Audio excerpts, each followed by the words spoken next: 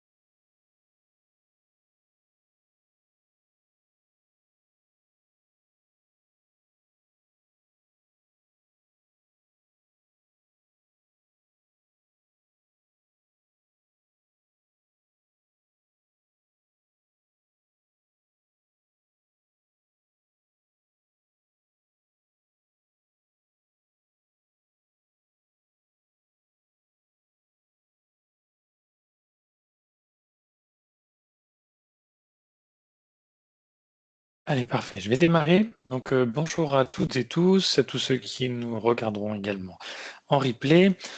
Donc aujourd'hui, on va traiter du sujet formation action, apprendre en faisant pour rester compétitif.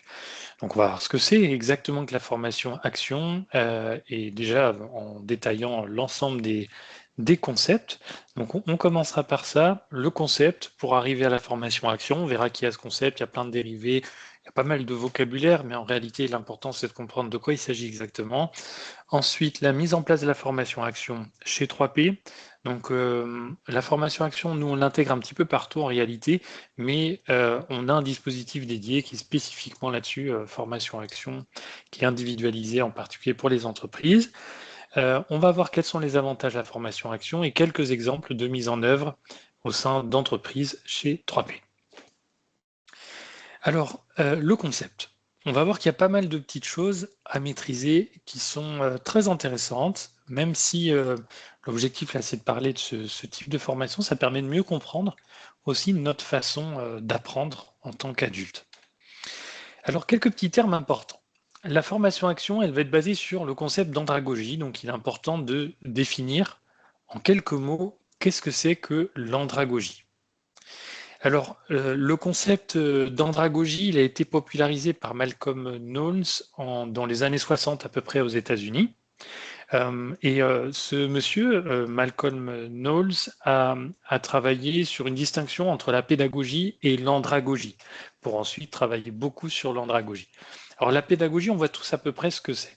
C'est l'art d'enseigner, c'est de l'enseignement. Donc, on parle de méthodes, de pratiques qui vont permettre d'acquérir un savoir-faire. Grosso modo, c'est tout ce qui va être mis en œuvre par un formateur ou par un enseignant pour délivrer des savoirs. Ensuite, l'andragogie, elle n'est pas par opposition, c'est juste quelque chose d'un peu différent. Ça va être vraiment la pratique de l'éducation des adultes. Donc on se centre ici que sur les adultes et on va partir du postulat que l'adulte a des besoins différents de ceux des enfants. Alors, il n'a pas les mêmes attentes et motivations qu'un enfant, et ce monsieur, Malcolm Knowles, il a défini 6 affirmations qui sont liées à la motivation des adultes, qui vont permettre de vraiment voir que les adultes, ils n'apprennent pas de la même manière qu'un enfant, ils n'ont pas les mêmes besoins. Alors, entre autres, je vais en citer quelques-uns, il indique que les adultes ont besoin de comprendre l'intérêt d'une formation, alors que l'enfant n'a pas besoin de comprendre l'intérêt. Quand on fait de l'histoire, il n'a pas besoin de comprendre pourquoi il apprend de l'histoire. Ensuite, il a aussi une petite particularité, c'est que son expérience, elle est très importante dans la formation et ça doit être la base de son activité d'apprentissage. Et quand on parle d'expérience, c'est aussi le fait de faire des erreurs, c'est-à-dire créer sa propre expérience dans son parcours d'apprentissage. Les adultes, ils doivent être impliqués aussi dans le processus de mise en place de la formation. L'organisation, les modalités d'évaluation, l'enseignement qui est proposé, il doit pouvoir émettre des choix et dire ça je veux, ça je ne veux pas. L'enfant, il va suivre un cours proposé par un adulte, mais il ne va pas proposer ou indiquer ce que lui il souhaite ou ne souhaite pas. La plupart du temps, c'est quelque chose qui est fait de façon naturelle sur la base de ce qu'on a toujours fait avec les enfants. Avec des petits ajustements, bien sûr, on fait évoluer la pédagogie, mais globalement, on va délivrer les savoirs d'une façon assez similaire. Et enfin, je pourrais en citer encore d'autres, je préfère les 6, mais encore un, les adultes préfèrent apprendre ce qui leur servira à court terme dans leur travail ou leur vie privée. Donc, ils vont chercher à pouvoir mettre en pratique dans la foulée pour que ça ait un intérêt, ce qui n'est pas le cas nécessairement des enfants. Ensuite, deuxième point ici, l'apprenant est placé au centre de la formation. Donc, on va prendre en compte l'apprenant et tout ce qui gravite autour de lui, son expérience professionnelle, son métier, ses particularités, aussi sa culture, un décalage horaire s'il est à l'étranger, etc., etc. Donc, on va prendre en compte l'apprenant et tout ce qui gravite autour de lui, et on va le placer au cœur de la formation. L'apprenant, il va rechercher, lui, son autonomie professionnelle. Donc, il y a des choses qu'il ne savait pas faire, qu'il bloquait un petit peu dans sa progression professionnelle ou dans son harmonie personnelle. Et l'objectif, c'est d'aller les combler pour qu'il soit plus autonome. Donc, l'autonomie professionnelle, on voit bien ce que c'est. L'harmonie personnelle, c'est en gros, pour être très simple, hein, vous ne maîtrisez pas l'anglais, ça vous bloque pour vous exprimer au travail. Ben, vous n'êtes pas autonome professionnellement, mais en même temps, ça vous bloque personnellement parce que vous avez des gênes, vous n'êtes pas à l'aise, vous ne vous sentez pas bien. Donc il y a ces deux aspects qui vont être ensemble, hein, une partie qui est compétence pure et une partie qui fait partie de l'esprit. Ensuite, le formateur dans l'andragogie doit s'adapter à l'apprenant et non au contraire. Donc c'est pour ça qu'on dit qu'il est placé au centre de la formation. C'est le formateur qui s'adapte et non pas l'adulte qui va s'adapter à l'approche du formateur. Donc en gros, on voit qu'il y a un glissement qui s'est mis en place assez tardivement en France par rapport à d'autres pays, mais en tout cas qui est de plus en plus là. C'est-à-dire que la formation classique en classe où vous avez plusieurs adultes qui s'assoient et qui écoutent passivement le formateur pour prendre des notes, ça tend à disparaître tout doucement. Il y a encore sa place sur certaines thématiques, mais c'est plus vraiment adapté à la manière dont on travaille aujourd'hui. Et au type de poste aussi qu'on occupe. Hein. Quand on faisait de l'industrie, quelque chose où tout était en série, c'était faisable. Hein. Mais aujourd'hui, on a tous un peu notre mot à dire, notre façon de travailler. On est très individualisé dans notre travail, vu que beaucoup du travail aujourd'hui est tertiarisé aussi. Bah forcément, c'est un petit peu plus du sur-mesure qu'il faut effectuer. Alors, dans les mêmes années, dans les années 60 aussi, est apparu ce cône de l'apprentissage de Dahl. Donc, Dahl, c'était un chercheur en éducation aux États-Unis. Peu importe après qui c'est, puisque ça a été repris de plein de façons, ça a été retravaillé, appliqué à l'enseignement des enfants aussi. Enfin bref, c'est vraiment une base fondamentale, en tout cas, du concept formation, action et tous les dérivés. Alors, en gros, cette pyramide, on va la prendre par le haut pour comprendre le principe. On a ici le bloc recevoir, le verbal, donc par lire ou entendre, que ce soit le visuel ou ici l'auditif.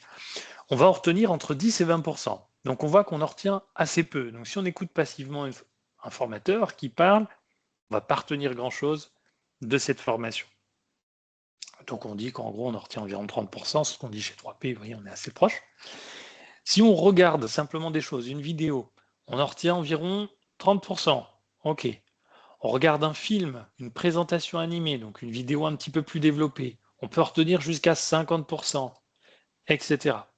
Assister en direct, donc là tout de suite vous êtes sur un webinaire, vous êtes plutôt passif, vous allez entendre, vous regardez, il y a des interactions, vous allez en retenir grosso modo 50%. Voilà en gros l'esprit. Ensuite, si on participe à une discussion, qu'on fait un discours ou une présentation, donc là on est dans le participer cette fois, 70%. On peut espérer en retenir 70%, parce qu'on est acteur. Puis si on est encore plus acteur ici, là dans ce cas, on peut retenir jusqu'à 90%. On retient jusqu'à 90% de ce qu'on fait, de ce qu'on dit et ce qu'on fait. Donc l'idée, ça va être de créer, faire des présentations, par exemple théâtrales, simuler une expérience réelle, interagir avec l'objet ou l'apprentissage. Donc dans la formation action, on va plutôt se centrer, on va plutôt se baser sur ces 90% ici. Donc c'est ça qu'on va viser. Donc on va veiller à faire en sorte que la personne fasse des mises en pratique, qu'elle puisse se projeter, à dire, ben voilà, je fais des choses au travail, je vais les intégrer dans cette formation pour pouvoir en retenir un maximum. Donc il faut vraiment contextualiser constamment pour s'assurer que la personne puisse retenir.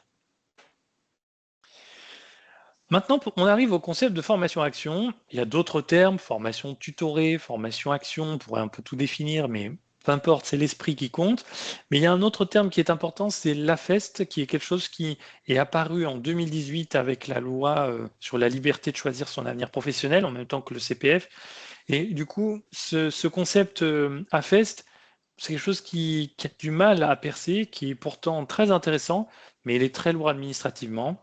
Il y a des financements spécifiques, mais il est un peu boudé à cause de la lourdeur administrative. Donc j'en parlerai très rapidement, parce que des fois on voit les deux termes, on ne sait plus très bien où on en est, et à force de mettre des termes et d'avoir un jargon compliqué, en fait on en oublie l'essence même de ce dont on parle. Donc moi je vais me concentrer sur formation action, qui est plus générique, formation action, formation tutorée, formation par la pratique. C'est à peu près la même chose. Donc, formation-action, l'idée, c'est que le travail va intégrer la formation. Ce qu'on fait au travail va intégrer la formation. Alors, c'est un type de formation principalement de la formation individuelle. Donc, c'est de la formation plutôt individuelle parce que l'idée, c'est de se centrer sur l'apprenant, mais elle pourrait être en petit groupe aussi. Elle va placer au centre de la formation, de la situation, l'apprenant. Donc, c'est l'apprenant qui va être le cœur, comme je l'ai dit tout à l'heure.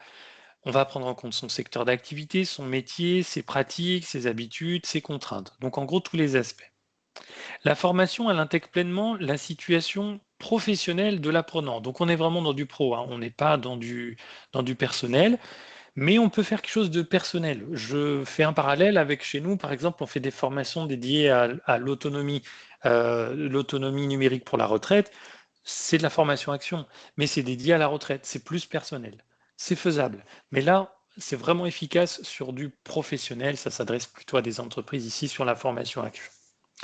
Mais par contre, un petit point d'attention, l'apprenant n'est pas en situation de travail.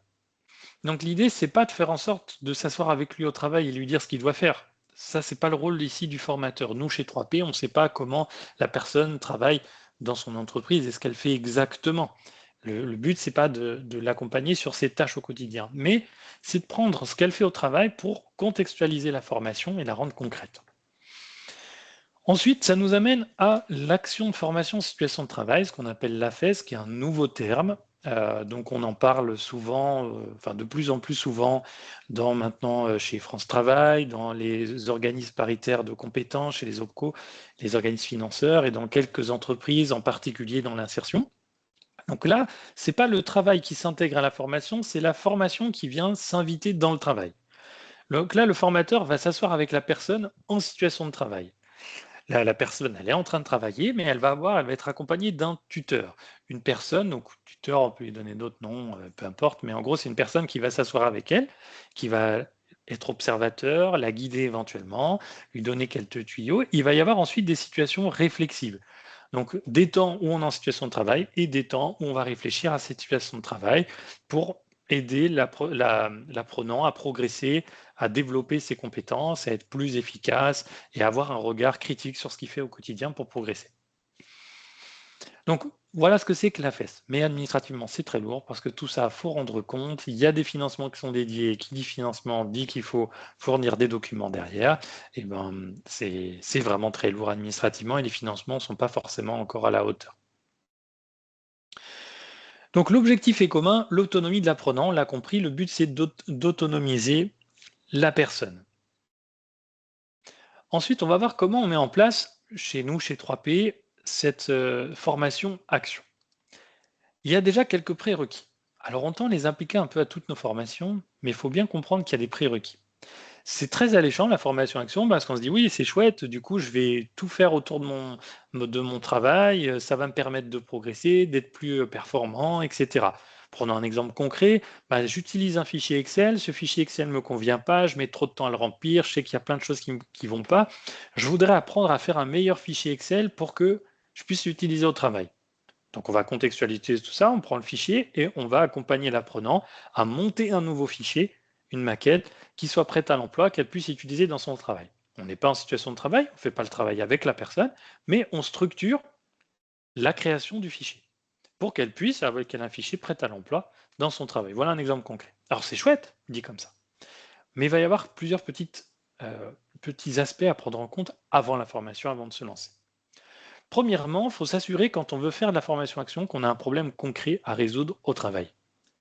C'est l'une des parties les plus dures parce que souvent on a envie de changement, on a envie de faire des choses pour être plus autonome, pour automatiser, mais on ne sait pas très bien comment et on ne sait pas très bien quoi. Donc ici, le but, c'est, par exemple, si on veut faire une automatisation, qu'on identifie qu'est-ce qu'il faut automatiser. Donc le formateur, lui, ne connaît pas tout ce que vous faites au travail, donc il faut lui expliquer. Et c'est là où c'est pas évident. Il faut expliquer le problème, expliquer ce qu'on a à peu près en tête. Et nous, on va aider à éclaircir les choses.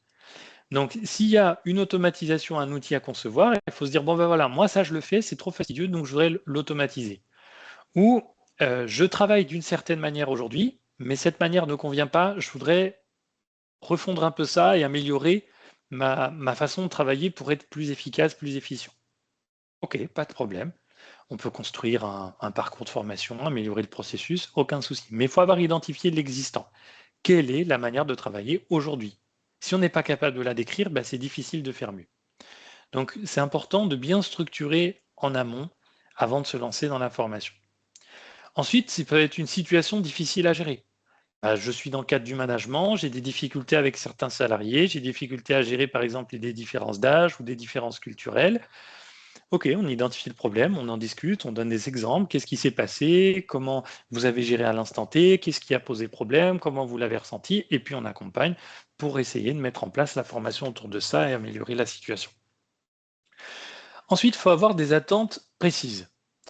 Quel est l'objectif à atteindre? Sous quel délai? Le délai est très important ici. Souvent, on veut tout de suite, sauf que vu qu'on n'a peut-être pas bien identifié le problème, peut-être qu'il faut repousser le délai. Il faut prendre le temps de bien identifier le problème et de fixer un délai. C'est important de se fixer un délai parce que ça va permettre de mieux rythmer la formation. Nous, on va décomposer le parcours de formation et donc il faut savoir, voilà, si l'objectif est à 2 mois, ok, on a 2 mois, il faut mettre les bouchées doubles. Donc, qu'est-ce qui est faisable au bout de 2 mois? Et nous, ça va permettre d'éclaircir l'objectif. Vous êtes fixé un objectif à 2 mois, clairement, je vous dis, c'est pas possible. Donc, il va falloir revoir les objectifs un peu à la baisse ou repousser le délai. On va pouvoir vraiment être force de proposition ici. Ensuite, identifier les personnes impliquées, très important. Parce que quand on va travailler sur de la formation action, on va revoir les pratiques, ce que je vais vous montrer juste après. Et du coup, vu qu'on va revoir des pratiques, on va changer des choses, il faut vérifier ce qu'il y a d'autres personnes qui vont être impactées. Donc, qui est impliqué?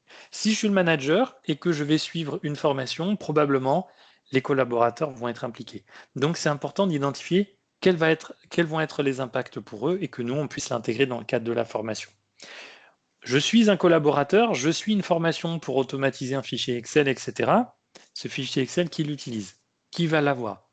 Si le manager ou un directeur ou quelqu'un d'autre va l'avoir en sa possession, si le fichier a changé, il faut l'avertir, il faut l'accompagner aussi, ce changement.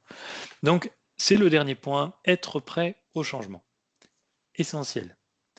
Et ça nous est arrivé de lancer de la formation action et de ne pas suffisamment vérifier ce point, ou que la personne ne l'ait pas suffisamment compris, et ça mène à des problèmes. C'est qu'on met en place plein de choses dans le cadre de la formation est passionnante, intéressante, ça se passe bien, la personne est super satisfaite, sauf que le jour J, quand il faut mettre en place tout ce qu'on a fait, et là, ça ne marche pas.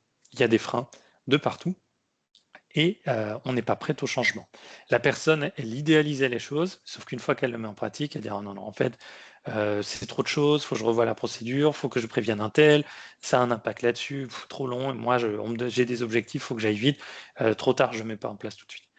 Et ça, c'est problématique parce que du coup, on perd tous les bénéfices du parcours de formation.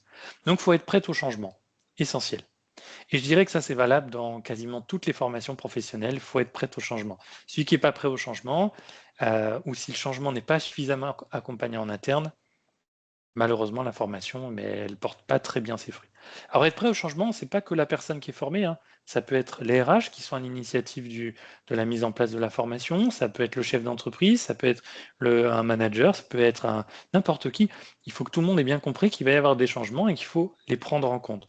Donc, la formation basique, où on dit bah, j'ai une obligation de formation, donc j'envoie tout le monde en formation Excel débutant ou découverte des situations, enfin, ou gestion des conflits. Très bien, c'est chouette, on a rempli l'obligation, mais quels vont être les impacts? Et comment on est prêt à accueillir ces changements pour que ce soit efficace?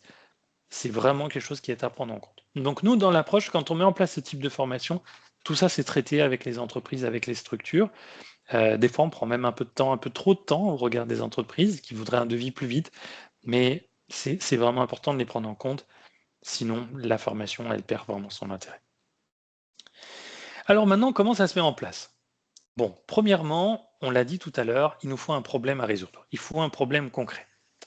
Une fois qu'on a identifié ce problème et que les choses sont globalement claires, on va dérouler ça en 5 étapes, la formation en 5 étapes. Première étape, un état des lieux. Donc nous, on est d'accord, on a un problème, pas de souci, mais on va faire un état des lieux des compétences. Où en est la personne à l'instant T et quel est son projet. Ça, c'est notre travail, nous, chez 3P. Deuxième étape, on va concevoir un programme sur mesure.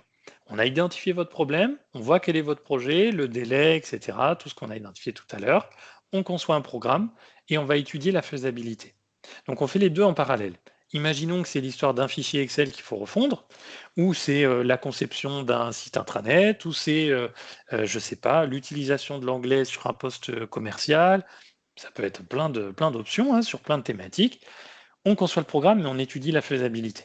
Ça, c'est très important. Ça veut dire quoi si c'est un fichier Excel? Eh bien, on va préparer une maquette du fichier Excel pour voir est-ce que c'est faisable. Pour ne pas se lancer tête baissée dans la formation et faire plein de va-et-vient et ne pas atteindre l'objectif. Ensuite, on va mettre en place le parcours de formation. Donc ça, c'est la partie la plus longue, évidemment, et la plus intéressante, mais toutes les phases préalables sont essentielles. Donc dans la formation, on va alterner plusieurs phases. Des phases d'apprentissage, où on acquiert des compétences, et des phases d'accompagnement à la mise en œuvre. Donc si c'est par exemple l'anglais pour quelqu'un qui veut faire, je sais pas, qui va devoir s'expatrier pendant une certaine période à l'international, eh ben, on va faire un travail sur l'apprentissage de l'anglais, revoir la grammaire, tout ça, mais aussi sur des mises en situation, pour qu'une fois sur place, elle soit à l'aise. Donc faire des démarches administratives, échanger avec des collègues, se présenter, avoir des échanges autour de la machine à café, animer une réunion, etc. etc. Si c'est un fichier Excel, bah, il va falloir maîtriser des bases Excel, maîtriser quelques compétences, et ensuite, on va faire des phases où on met les mains dans le cambouis, on conçoit la maquette Excel. Voilà, il faut alterner ces phases, une phase où on a des acquis théoriques et une phase où on met vraiment en pratique sur notre objectif, sur ce qu'on vise. Une fois que la formation est terminée, on fait un petit entretien post-formation, mais comme on fait chez 3P, hein, ceux qui suivront le webinaire, que ce soit en replay ou là en direct, on fait toujours un entretien fin de formation. On fait le point. Quels étaient les bénéfices de la formation? Vous en êtes aujourd'hui? Qu'est-ce que vous envisagez sur la suite? Tout ça. Donc c'est un point essentiel, ce qui permet de donner, de dire, ben, bah, ok, si on n'a pas été tout à fait au bout, si le projet d'expatriation il est retardé, c'est quoi les prochaines étapes? Donc ça, c'est important. Si on a conçu un fichier Excel, s'il reste deux, trois petites choses à faire, bon, ok, il va falloir maintenant intégrer toutes les données de l'entreprise à l'intérieur, intégrer les données une première fois. Ensuite, faites une revue de, je sais pas, de la fiabilité des données. Faites un premier test des tableaux de bord. On fait un petit point rapide. Vous me faites un petit écrit pour m'assurer que tout est bon. Et ensuite, on planifie éventuellement un rendez-vous de suivi. On va faire un suivi sur les impacts. Est-ce que ça a bien répondu aux questions? Est-ce qu'il y a encore des axes d'amélioration? Et ça, on le fait un peu plus tardivement. Ensuite, à la fin du parcours, l'objectif, c'est que la personne, elle soit autonome complètement. Si on a conçu un fichier Excel, qu'elle sache le maîtriser de A à Z, le mettre à jour, modifier quelque chose, l'améliorer, etc., etc. Si c'est l'utilisation de l'anglais, que la personne soit autonome dans l'utilisation de l'anglais et qu'elle puisse continuer à progresser par elle-même, etc., etc. Donc, quelles que soient les thématiques, nous, on va viser l'autonomie de l'apprenant. Et pas seulement la satisfaction. J'y tiens, parce que souvent on pense que la satisfaction d'avoir 5 sur 5 et 5 étoiles, c'est important. Oui, c'est important. C'est important, mais ce n'est pas le seul objectif. Si l'objectif, c'est que les gens soient satisfaits à l'instant T, il suffit de faire des beaux sourires, vous leur offrez des cadeaux, vous avez une formation, vous avez des étoiles 5 sur 5. Hein. L'important, c'est certes, il faut que les gens soient satisfaits, mais il faut surtout qu'il y ait des apports et que la personne soit autonome. Donc c'est vraiment ça qu'on vise dans ces formations dites actions. Quelques exemples de mise en œuvre dans des entreprises. Donc vraiment du concret, où là on a été missionné sur des problématiques très spécifiques. Une entreprise de maîtrise d'œuvre. Donc là, le problème de départ, c'était un besoin de mieux suivre l'avancement des chantiers par lot et par sous-traitant. Donc il y a des constructions qui avaient lieu. Donc là, c'était une entreprise qui était spécialisée dans la construction écologique de bâtiments. La personne s'occupait de la maîtrise d'œuvre, enfin les personnes s'occupaient de la maîtrise d'œuvre, donc elles devaient orchestrer le chantier, missionner, faire appel à des sous-traitants, etc. Et donc, ils avaient des numéros de permis de construire. Et à partir de ce numéro de permis de construire, toute une série de lots, la maçonnerie, la menuiserie, etc., etc. Et pour chacun de ces lots, ils devaient suivre la progression. Est-ce que, je ne sais pas, la personne nous a fait un devis, ou est-ce qu'on en est dans le démarrage? Est-ce que tel lot est terminé avant qu'on passe au lot suivant, et ainsi de suite? Et tout ça avait lieu sur Excel. Donc, dans l'état des lieux, on a regardé ce que faisait la personne.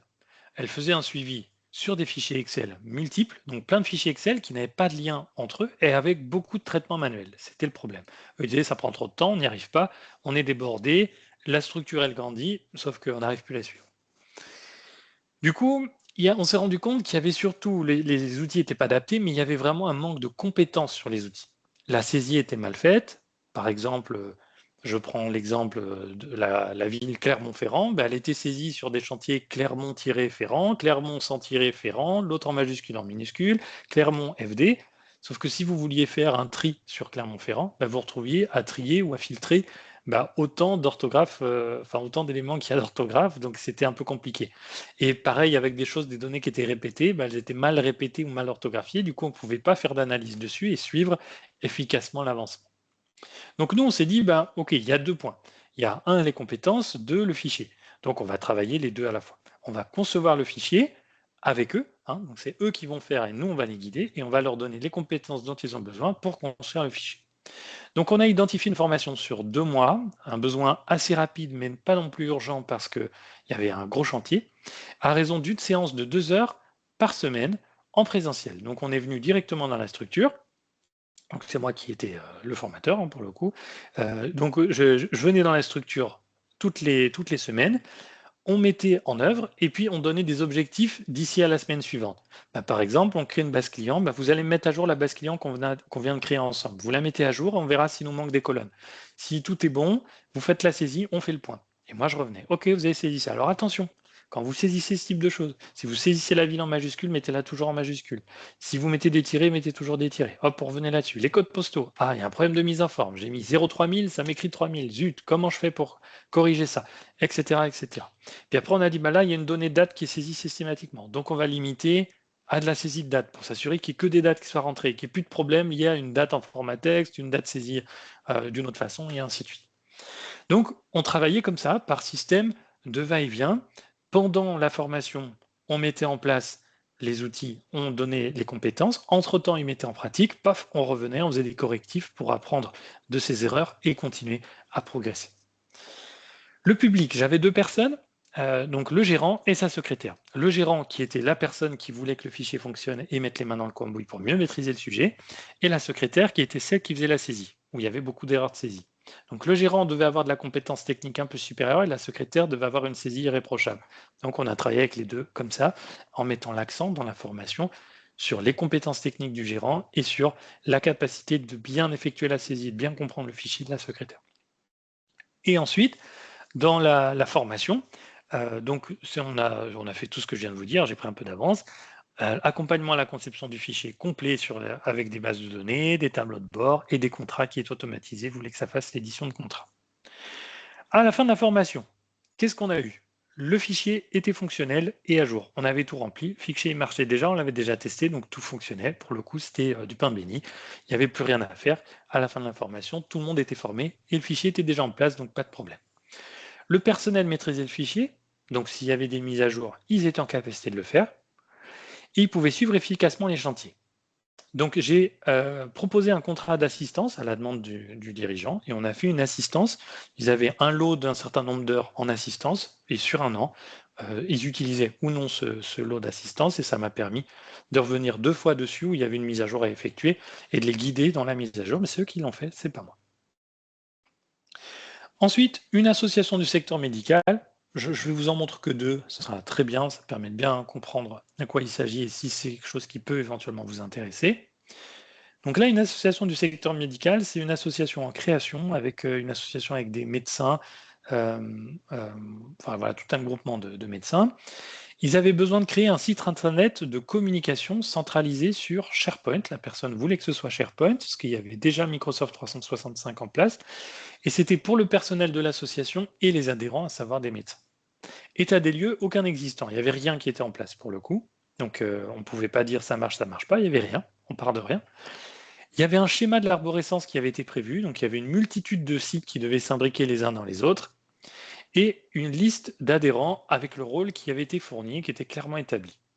Donc pareil, très bien, pour le coup la structure de base était déjà clairement établie, la personne maîtrisait très bien son sujet, du coup c'était assez facile d'effectuer l'état des lieux.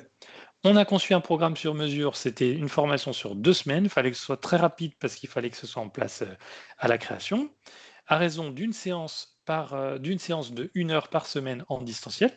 Donc on voit assez court, hein, il n'y a pas besoin de faire des tonnes de choses. La personne, elle avait déjà des compétences sur SharePoint, donc aucun problème, c'est juste qu'elle ne voyait pas trop bien par quelle boule prendre. Et là, c'était seulement la directrice qui a été formée. On a mis en place la formation, on a conçu plusieurs sites SharePoint avec une gestion des droits utilisateurs. Donc ça, c'était un point essentiel pour elle. Certains, les personnels, ne devaient pas avoir les mêmes droits que les adhérents. On a créé des bibliothèques, des listes pour ceux qui connaissent un petit peu SharePoint. Et à l'issue de la formation, les sites SharePoint étaient fonctionnels. Ils étaient en service, mais encore peu alimentés, puisqu'on est sur une phase création. La directrice maîtrisait parfaitement la conception et la gestion d'un site intranet, gestion des droits, création des bibliothèques, tout ça, elle savait tout faire, pas de problème. C'est juste qu'on attendait de voir que toutes les données soient alimentées pour voir s'il y avait des besoins supplémentaires. Mais en soi, les sites étaient fonctionnels. Le lien a été créé sur le site internet. Donc pas de problème, c'était en place. Voilà en gros quelques exemples.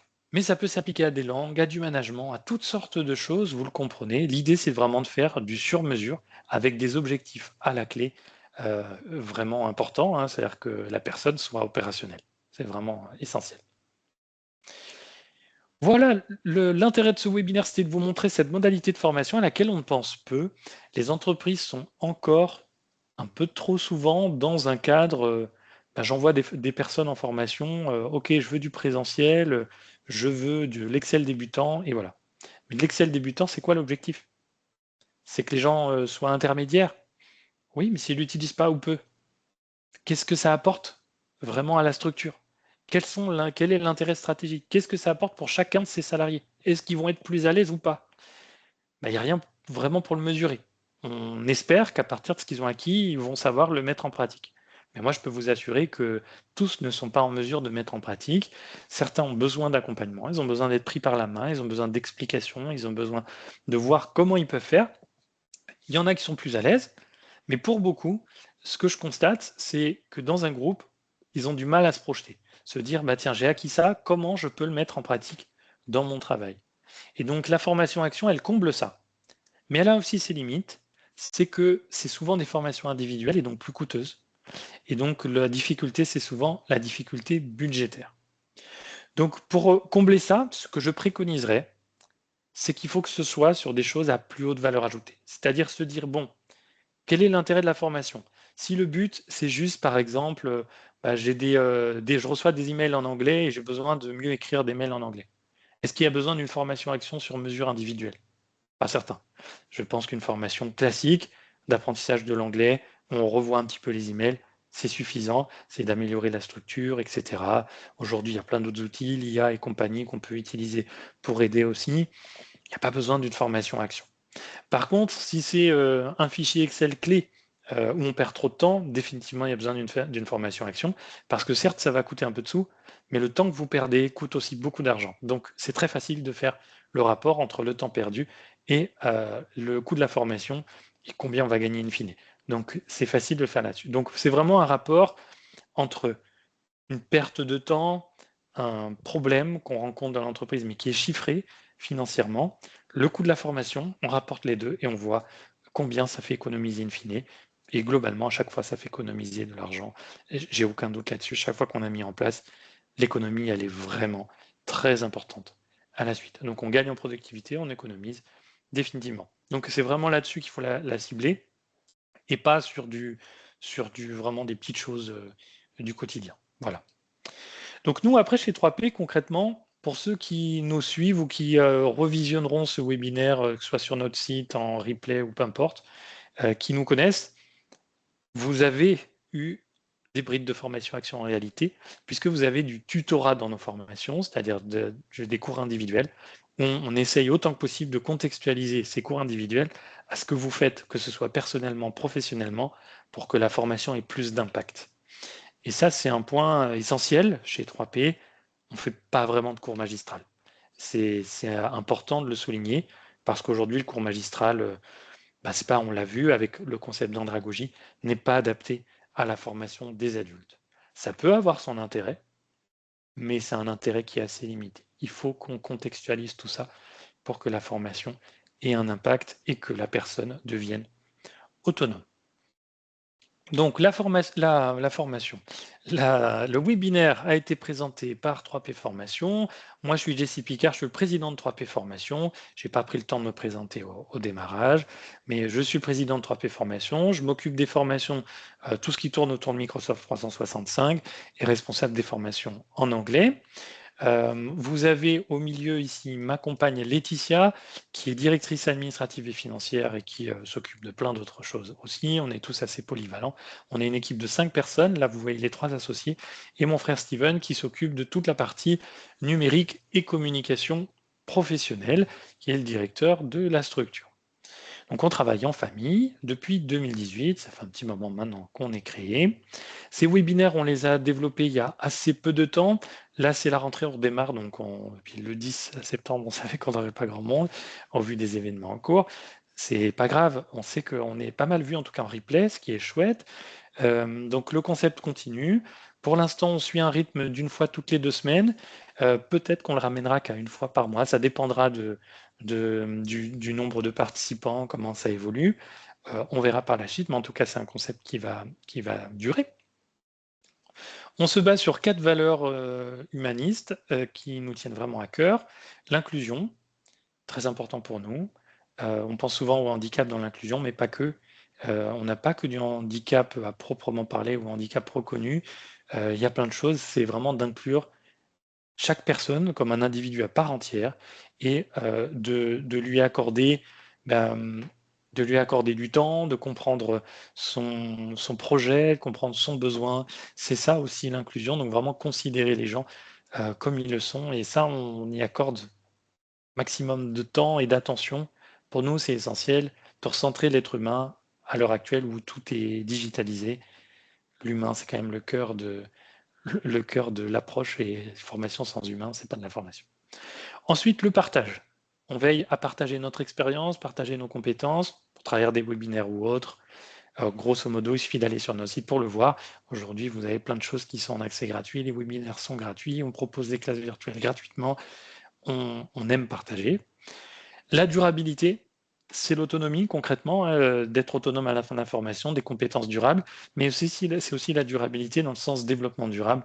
On est très investi, on travaille là à la création d'une association qui est déjà en place, mais qui est pour l'instant un peu morte. Mais l'objectif, c'est de travailler sur le développement durable et la sensibilisation à l'environnement en particulier. Donc avec la biodiversité, c'est vraiment le cœur de notre truc, mais on vous présentera ça un peu plus tard. J'espère que ça verra le jour début 2016, avec des actions de sensibilisation dans les écoles et dans le cadre de nos formations.